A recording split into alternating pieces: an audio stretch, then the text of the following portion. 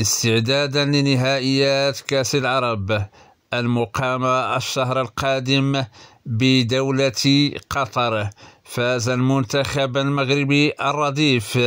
بقيادة طارق السكيتيوي على نظيره جيبوتي ب7 أهداف ل0 في مباراة ودية دولية أقيمت بالملعب البلدي بمدينة القنيطرة. وسجل أهداف المنتخب المغربي كل من مروان الوادني في الدقيقة 21،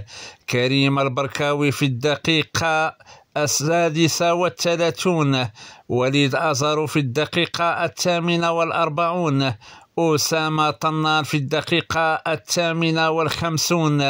حمزة الهنوري في الدقيقة 61، عبد الرزاق حمد الله في الدقيقة 63، ويعود حمزة الهنوري ويسجل في الدقيقة 78.